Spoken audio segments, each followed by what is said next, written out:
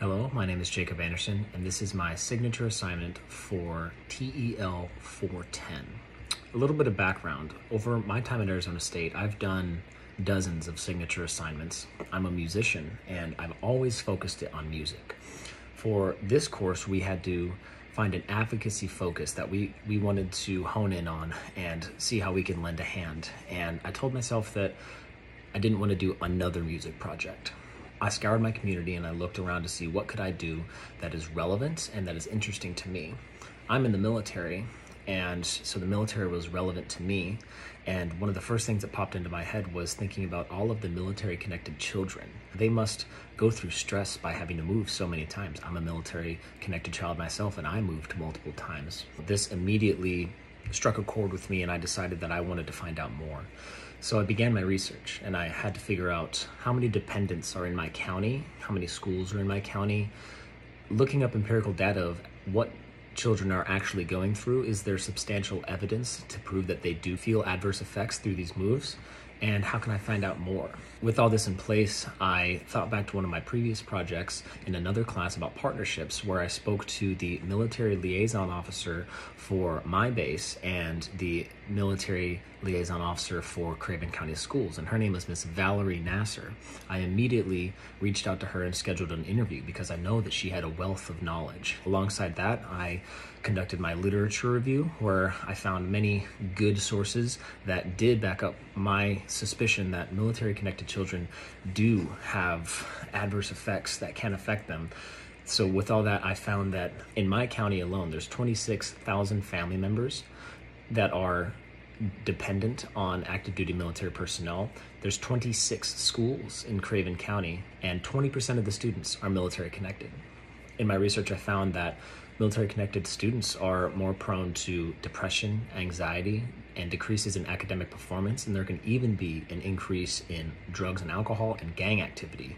But a silver lining was that children who felt supported through family support services showed increased resiliency. So with all that, I spoke to Miss Nasser, and she had a wonderful interview and gave me some points of what we can do to help these students while they're in school and what she does. And so one of the things was the Military Interstate Children's Compact Commission, which is policy that is nationwide that all schools should be adhering to, and it helps level the playing field for military-connected students. Another thing is existence of military liaisons in all schools, which is her position. She's the primary point of contact for military-connected children. And then programs such as student transition programs, student-led transition programs, military-civilian buddy programs, and she even hosts annual professional development for staff on a variety of topics, from Military 101 to deployments or resiliency.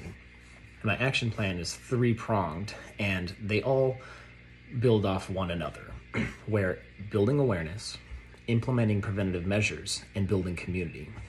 Building awareness is just ensuring that members of the community, parents, families, teachers, administrators, all understand the trials and tribulations that military-connected children will go through, and that there should be preventative measures implemented, understanding that they can go through stress in their moves, so there should be student-led transition programs or adherence to the MIC3. That's building awareness and implementing. And then the last step is just building community, where even the parents of military-connected students, they also feel ostracized or may lack community when they move to base every few years. And so having that strong community can also help their children have a strong community, have friends, have peers, and not feel so out of place.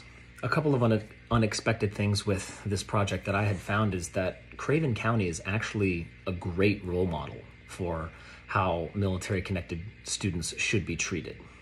It's a very large base. It has very good resources inside and out, and Craven County has received the Purple Star Award in North Carolina recognizing their excellence. One thing that Ms. Nasser pointed out to me is that there are other counties up north, for instance, that are close to bases, but they do not have such awards. And so what I would have done differently is done exactly what I did here, but just for those counties. The next steps would be reaching out to them and asking the exact same questions. What are you doing for military children?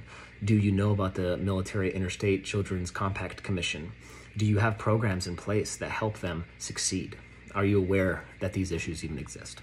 In closing, I realized that this was extremely beneficial to me, not only as a military member or educational study student.